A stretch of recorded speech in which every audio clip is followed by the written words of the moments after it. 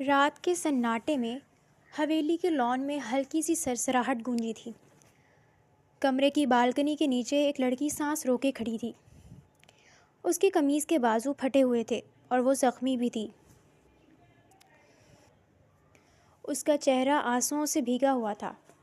ڈر کی وجہ سے اس کا وجود کانپ رہا تھا، لیکن خود کو کچھ دیر تک نارمل کر کے اس نے آس پاس کا جائزہ لیا تھا، اور جو دیوار پھلانگ کر وہ یہاں کودی تھی، اب اسی دیوار کو وہ دوبارہ سے دیکھ رہی تھی تاکہ یہاں سے نکل سکے۔ وہ چند لمحے سوچنے کے بعد لڑکھڑاتے ہوئے ایک قدم چلی تھی کہ ایک گارڈ اس طرف بھاگتا ہوا آیا تھا۔ اے لڑکی، کون ہو تم؟ گارڈ کی آواز سن کر وہ لڑکی ڈر کی وجہ سے دوسری جانب بھاگی تھی، لیکن گارڈ نے اسے پکڑ لیا تھا اور اسے بازو سے گھسیٹتے بنا اس کے زخمی ہونے کی پرواہ کیے اسے حویلی کے اندر اوپر والے پورشن میں موجود ایک کمرے میں لایا تھا، جہاں زوریز آفریدی ماتھے پر بر ڈالے فون کان سے لگائے کسی پر چلا رہا تھا۔ سر یہ لڑکی پچھلے لان میں چھپی ہوئی تھی، جاسوسی کر رہی تھی۔ گارڈ نے اس لڑکی کو زوریز کے سامنے کیا تھا جو خوف سے کانپ رہی تھی۔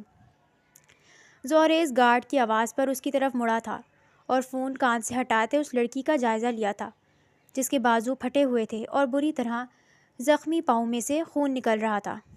نہیں، میں جاسوسی نہیں کر رہی تھی، میرے پیچھے گنڈے لگ گئے تھے تو میں یہاں آ گئی، وہ لڑکی خوف سے روتے ہوئے بولتی۔ زوریز آفریدی کو بہت پیاری لگی تھی۔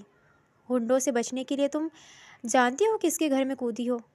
وہ سرد لہجے میں کہتے مسکرایا تھا، کیونکہ وہ معصوم نہیں جانتی تھی زوریز آفریدی وہ شخص تھا جس کے دل میں کبھی کسی کے لیے رحم نہیں آیا تھا۔ اس لڑکی کا چہرہ ڈر اور تکلیف سے سفید پڑنے لگا تھا۔ زوریز آفریدی نے گارڈ کو وہاں سے جانے کا اشارہ کیا تھا۔ پلیز مجھے بھی جانے دیں، وہ بامشکل بولی تھی۔ تم نے کہاں جانا ہے؟ تم خود یہاں آئی ہو، اب جب تک مجھے یقین نہیں آ جاتا تم سچ بول رہی ہو، تم یہاں سے نہیں جا سکتی، وہ 2 قدم اس کی طرف اٹھاتے بولا تھا۔ دیکھیں، میں عام سی لڑکی ہوں، میں کیوں کروں گی آپ کی جاسوسی؟ میں تو آپ کو جانتی بھی نہیں ہوں، وہ روتے ہوئے اپنے ہاتھ کی پشت سے آنسو صاف کرتے بولی تھی۔ میں کیسے مان لوں؟ وہ بالکل اس کے قریب آ کر کھڑا ہوا تھا جو سہمی ہوئی دیوار سے لگی کانپ رہی تھی۔ زوریز آفریدی نے ہاتھ اس کے چہرے کی طرف بڑھایا تھا۔ وہ لڑکی خوف زدہ نظروں سے اسے دیکھ رہی تھی اور اسے لگا وہ گنڈوں سے تو بچ گئی لیکن اب بچ نہیں پائے گی۔ زوریز آفریدی نے اس کے چہرے کو چھوا تھا اور اسی لمحے وہ ہوش و حواس میں کھوتی اس کی باہوں میں جھول گئی تھی۔ زوریز آفریدی نے تیزی سے اس کا مومی نازک وجود اپنی باہوں میں سمیٹا تھا۔ اس لڑکی کے بال چوٹی میں سے نکل کر اطراف میں بکھرے ہوئے تھے، آستین کندھوں سے پھٹی ہوئی تھی اور دوپٹہ سرے سے غائب تھا، شاید بھاگتے ہوئے کہیں گر گیا تھا۔ زوریز آفریدی نے اس کے وجود سے نظریں ہٹائی تھیں تو نظر اس کے چہرے کی طرف اٹھی تھی۔ اس کے سرخ و سفید چہرے پر آنسوؤں کی لکیریں بن گئی تھیں، گلابی لب آپس میں پیوست تھے اور اس کی خوف زدہ سحر انگیز آنکھیں بند تھیں، لیکن خوف ابھی بھی اس کے چہرے پر نمایاں تھا۔ زوریز آفریدی نے بھرپور نظروں سے اس کا جائزہ لیا تھا اور پھر اسے باہوں میں اٹھا کر اپنے بیڈ پر لٹاتے اس پر کمفرٹر ڈالا تھا۔ اب اس کے چہرے کے سوا سارا وجود چھپ چکا تھا۔ زوریز آفریدی نے انٹرکام اٹھاتے ملازمہ کو اپنے کمرے میں بلایا تھا۔ کچھ دیر بعد ایک ملازمہ کمرے میں داخل ہوئی تھی۔ جی صاحب، وہ سر جھکائے مؤدب لہجے میں بولی تھی۔ اس لڑکی کا لباس تبدیل کرو اور اس کا حلیہ بھی درست کرو، میں جب تک ڈاکٹر کو کال کر کے آتا ہوں۔ وہ اسے حکم دیتے اپنا موبائل اٹھاتے اپنے کمرے سے باہر کی طرف بڑھا تھا۔ سر، کپڑے تو یہاں کوئی نہیں ہے۔ ملازمہ کو ارد گرد کوئی لباس نظر نہ آیا تو اس نے ڈرتے ڈرتے زوریز آفریدی کو پکارا تھا۔ زوریز آفریدی کے غصے سے کون واقف نہیں تھا، اس لیے گھر کے ملازم بھی اس سے بات کرنے سے پہلے 1000 بار سوچتے تھے کہ کہیں اسے کچھ برا نہ لگ جائے۔ وہ پلٹا تھا۔ کچھ دیر سوچنے کے بعد وہ اسپورٹ لہجے میں بولا تھا، میری الماری میں سے کوئی شرٹ اور ٹراؤزر نکال کر پہنا دو اسے۔ وہ دوبارہ کمرے سے باہر نکل گیا تھا، جبکہ ملازمہ آنکھیں پھیلائے حیرت سے کھلے دروازے کو دیکھتی رہ گئی جہاں سے وہ گیا تھا۔ زوریز آفریدی جو کہ کسی کو اپنا بخار بھی نہ دے، وہ اس لڑکی کو اپنے کپڑے پہنانے کا کہہ رہا تھا، حیرت والی بات تھی۔ لیکن پھر کچھ دیر بعد اس لڑکی کا لباس تبدیل کر کے اس کا چہرہ اچھے سے صاف کرتے، اس کے بکھرے بالوں کو چوٹی کھول کر ٹھیک کرتے وہ کمرے سے باہر نکلی تھی۔ سر، ہو گیا لباس تبدیل؟ وہ ریلنگ کے ساتھ ٹیک لگا کر کھڑے زوریز آفریدی کو دیکھتے نظریں جھکا کر بولی تھی۔ ٹھیک ہے، تم جاؤ۔ زوریز کی اجازت پر وہ فوراً سے پہلے وہاں سے چلی گئی تھی۔ کچھ ہی دیر میں ڈاکٹر آیا تھا۔ زوریز آفریدی ڈاکٹر کو لیے کمرے میں داخل ہوا تھا تو اس کی پہلی نظر اس لڑکی کے شفاف چہرے کی طرف اٹھی تھی جو اب پہلے سے زیادہ پرکشش لگ رہا تھا۔ ڈاکٹر نے اس کے زخمی پاؤں کا معائنہ کیا تھا۔ ان کا پاؤں بہت زیادہ زخمی ہے، کوشش کریے گا یہ زیادہ نہ چلیں اور نہ ہی پاؤں کو پانی میں ڈالیں ورنہ زخم خراب ہو جائے گا، ڈاکٹر اس کے پاؤں کی ڈریسنگ کرنے کے بعد کہا۔ جی ٹھیک ہے، بہت شکریہ، وہ فارمل انداز میں مسکرا کر بولا تھا۔ اور آپ کی وائف فزیکلی بھی بہت ویک ہے، آپ ان کی ڈائٹ کا زیادہ سے زیادہ خیال رکھا کریں، ڈاکٹر نے اپنا سامان سمیٹتے زوریز آفریدی کو ہدایت کی تھی۔ لفظ وائف پر اس نے چونک کر ڈاکٹر کی طرف دیکھا تھا اور پھر ایک نظر اس معصوم چہرے پر ڈالتے اثبات میں سر ہلایا تھا۔ کچھ دیر بعد وہ ڈاکٹر کو رخصت کر کے دوبارہ اوپر آیا تھا اور بیڈ کے قریب آتے اس نے جھک کر اس کی طرف دیکھا تھا جو اب انجیکشن کی وجہ سے غنودگی میں چلی گئی تھی۔ Wife, nice. وہ اس لڑکی کے چہرے پر آئے بالوں کی لٹوں کو ہاتھ سے پیچھے کرتا دلفریبی سے مسکرایا تھا۔ وہ وہیں کچھ فاصلے پر پڑے صوفے پر بیٹھ گیا تھا جہاں سے وہ اس کا چہرہ دیکھ سکتا تھا۔ اب پوری رات شاید ایسے ہی گزرنی تھی۔ زوریز آفریدی خود اپنی کیفیت سے انجان محبت کی راہ پر قدم رکھ چکا تھا۔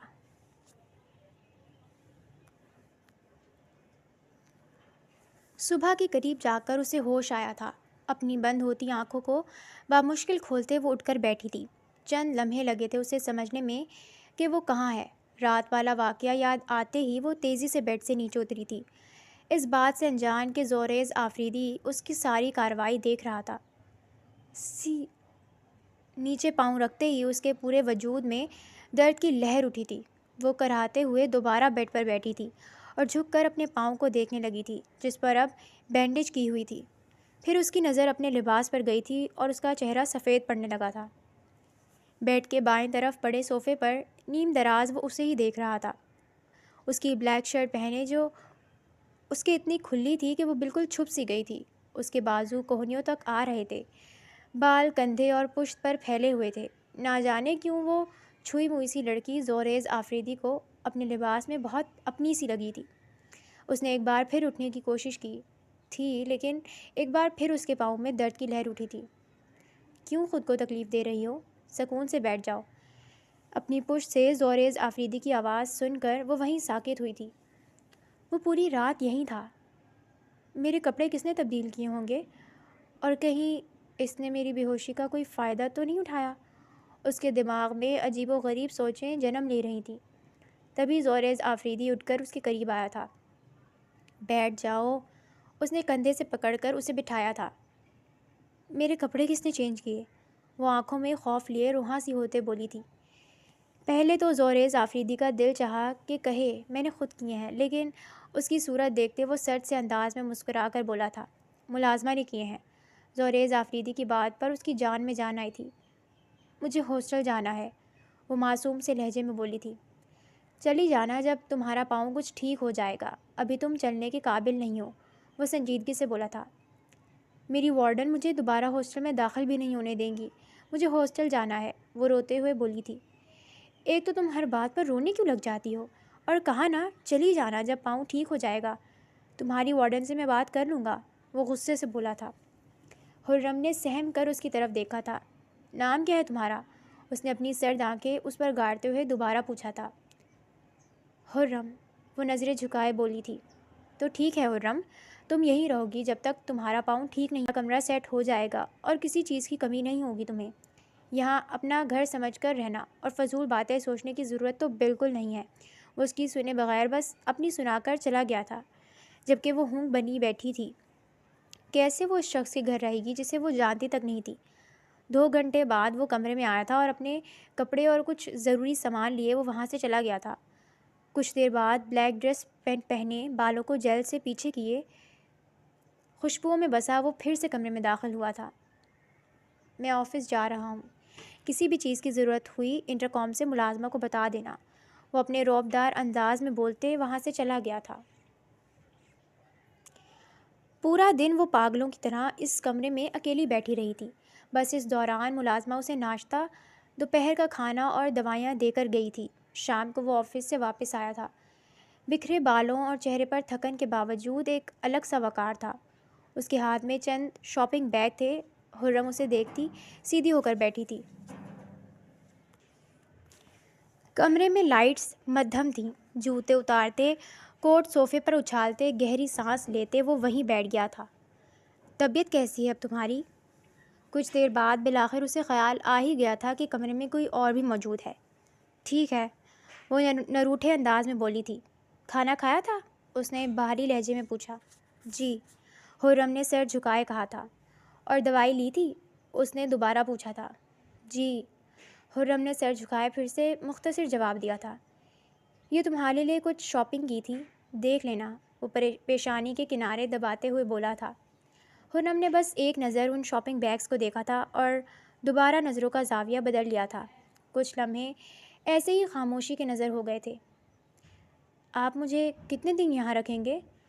وہ ہچکچاتے ہوئے بولی تھی۔ جب تک تمہاری چوٹ ٹھیک نہیں ہو جاتی، وہ صوفے کی پشت سے ٹیک لگاتے ریلیکس انداز میں بولا تھا۔ پر آپ مجھ پر یہ احسان کیوں کر رہے ہیں؟ وہ غصے سے جھنجلا کر بولی تھی۔ اس بات کا جواب تو اس کے اپنے پاس بھی نہیں تھا۔ کچھ دیر خاموشی کے بعد وہ بولا تھا۔ احسان نہیں کر رہا۔ اگر میں چاہتا تو اسی رات تمہیں یہاں سے نکال سکتا تھا، لیکن میرا ضمیر ابھی اتنا مردہ نہیں ہوا کہ کسی زخمی انسان کو آدھی رات کو سڑک پر پھینک آؤں۔ وہ اپنی بات کہہ کر اٹھا تھا۔ اتنے نرم دل لگتے تو نہیں آپ کہ کسی پر ترس کھائیں۔ حرم کے منہ سے فوراً سے یہ الفاظ نکلے تھے، لیکن اگلے ہی لمحے اس نے خوف زدہ نظروں سے زوریز کے سرد چہرے کی طرف دیکھا تھا اور پھر نظریں جھکا لی تھیں۔ زوریز آفریدی کے ہونٹوں پر ہلکی سی مسکراہٹ آئی تھی۔ صحیح کہا، میں ایسا نہیں ہوں، لیکن پتہ نہیں کیوں تمہارے معاملے میں ایسا ہو گیا ہوں۔ حرم نے چونک کر سر اٹھایا تھا، لیکن وہ دروازے کی سمت بڑھ چکا تھا۔ دروازہ بند ہونے کی آواز کے ساتھ ہی وہ سوچوں میں گم بیٹھی رہ گئی تھی۔ کچھ ہی دیر میں ملازمہ اندر آئی تھی۔ اب اس کے ساتھ دو مزید ملازم بھی تھے جو زوریز آفریدی کا ضروری سامان اکٹھا کر رہے تھے۔ یہ کیا کر رہی ہو؟ حرم نے ان کی طرف دیکھتے پوچھا تھا۔ وہ جی، زوریز سر دوسرے کمرے میں شفٹ ہو رہے ہیں جب تک آپ یہاں ہیں، ملازمہ نے اس کی طرف رخ موڑتے بتایا تھا، اور وہ دوبارہ اپنے کام میں مصروف ہو گئی تھی، جبکہ حرم نے برا سا منہ بنایا تھا۔ پتہ نہیں کہاں پھنس گئی میں۔ دونوں ملازمین کے جانے کے بعد پہلے والی ملازمہ اس کے پاس آئی تھی۔ بی بی جی، آپ کو پتہ ہے صاحب اپنی کوئی چیز کسی کے ساتھ شیئر نہیں کرتے۔ وہ تو اپنے کمرے کی صفائی بھی سر پر کھڑے ہو کر کرواتے ہیں، اپنی کسی چیز کو چھونے بھی نہیں دیتے، اور آپ کے لیے انہوں نے اپنا کمرہ چھوڑ دیا۔ لگتا ہے بہت خاص مقام رکھتی ہیں آپ ان کی زندگی میں۔ ملازمہ کی آنکھوں میں ستائش تھی اور وہ پرجوش لہجے میں بہت رازدانہ انداز میں اسے بتا رہی تھی۔ اچھا، کرتے کیا ہیں آپ کے صاحب؟ حرم نے آبرو چڑھاتے پوچھا تھا۔ صاحب بہت بڑے بزنس مین ہیں، مگر ان کے تعلقات بہت بڑے بڑے لوگوں کے ساتھ ہیں، ان کے سامنے کوئی زبان نہیں کھولتا۔ جی، پولیس والے کے ساتھ بھی کافی اچھے تعلقات ہیں ان کے، اور اسی وجہ سے صاحب کی دشمن بھی بہت ہیں۔ وہ ملازمہ تو حرم کو اپنے صاحب سے خاصی متاثر نظر آ رہی تھی۔ حرم کو کوفت ہوئی تھی۔ اچھا بس جاؤ تم۔ ملازمہ جو ابھی اپنے صاحب کی شان میں قصیدے پڑھنا چاہتی تھی، منہ بناتے وہاں سے چلی گئی تھی۔ ایسا نہ ہو یہ مجھے کہیں ہمیشہ کے لیے قید کر لے۔ ویسے بھی بڑے سرپھرے ہوتے ہیں یہ امیر لوگ۔ حرم اب یہاں سے نکلنے کا کوئی راستہ ڈھونڈنے لگی تھی۔ رات کے 11 بج رہے تھے۔ پورا بنگلہ خاموشی میں ڈوبا ہوا تھا۔ صرف لان میں فوارے کے پانی گرنے کی مدھم آواز آ رہی تھی۔ زوریز آفریدی اپنے اسٹڈی ٹیبل کے سامنے رکھی چیئر پر بیٹھا تھا۔ اس کے سامنے فائل کھلی تھی، لیکن اس کا دھیان اور نظریں دونوں کہیں اور تھیں۔ کیا ہو گیا ہے تجھے زوریز؟ اپنے بالوں میں ہاتھ پھیرتے اس نے جھنجھلا کر کہا تھا، اور گہرا سانس لیتے وہ اٹھ کر کھڑکی کے پاس جا کھڑا ہوا تھا۔ ایک اجنبی لڑکی کے لیے میں شاپنگ کرتا پھر رہا ہوں، اس کے لیے اپنا کمرہ چھوڑ دیا۔ کیا ہو گیا ہے مجھے؟ اس کے آنسو دیکھ کر میرا دل کیوں پگھل جاتا ہے؟ کھڑکی سے باہر دیکھتے ہوئے وہ خود سے الجھ رہا تھا۔ وہ اپنے دل کی بدلتی کیفیت کو سمجھنے سے قاصر تھا۔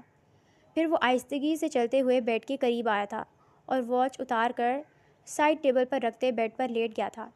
آنکھیں بند کرتے ہی حرم کا آنسوؤں سے تر چہرہ اس کے سامنے تھا۔ زوریز آفریدی نے تیزی سے آنکھیں کھولی تھیں۔ نیند اس کی آنکھوں سے کوسوں دور تھی اور شاید آج کی پوری رات بھی اسی بے خوابی میں گزرنی تھی۔ اسے یہاں آئے 2 دن ہو گئے تھے۔ اب اس کا پاؤں پہلے سے بہت بہتر تھا۔ زوریز کی غیر موجودگی میں وہ پورے گھر کا جائزہ لیتی رہتی تھی، لیکن اس کے آتے ہی وہ دوبارہ کمرے میں چلی جاتی تھی۔ ملازمین کے ساتھ اس کی کافی دوستی ہو گئی تھی۔ اب بس اسے یہاں سے موقع ڈھونڈ کر بھاگنا تھا۔ آج بھی وہ زوریز کی بک شیلف کے سامنے کھڑی اس کی کتابوں کا جائزہ لے رہی تھی۔ اسے ہمیشہ سے شوق تھا اس کے پاس بھی ایک بڑا سا بک شیلف ہوتا تو جس میں وہ اپنی ہر پسندیدہ کتاب لا کر رکھتی، لیکن ابھی تک تو یہ حسرت ہی تھی۔ لیکن بے ترتیبی سے پڑی کتابوں اور فائلوں کو دیکھ کر اس کے اندر کا کیڑا جاگا تھا اور دوپٹہ اتار کر سائڈ پر رکھتے وہ ایک ایک کر کے اس کی ساری کتابیں شیلف سے باہر نکالنے لگی تھی۔ اس کا ارادہ اس الماری کو صاف کرنے کا تھا۔ پورے 2 گھنٹے لگا کر اس نے بک شیلف میں ساری کتابیں سیٹ کر کے ایک ترتیب سے رکھی تھیں۔ تبھی ملازمہ اسے دوپہر کا کھانا دینے آئی تھی۔ یہ کیا کیا آپ نے بی بی؟ وہ منہ پر ہاتھ رکھتے حیرانگی سے بولی تھی۔ اتنی بے ترتیبی ہو رہی تھی تو سب سیٹ کر کے رکھا ہے میں نے۔ اب اچھا لگ رہا ہے نا؟ وہ پرجوش لہجے میں بولی تھی۔ اچھا تو لگ رہا ہے، لیکن بی بی صاحب بہت غصہ ہوں گے۔ اس کے لہجے میں ڈر بھی واضح تھا۔ کیوں غصہ ہوں گے؟ بلکہ انہیں تو خوش ہونا چاہیے۔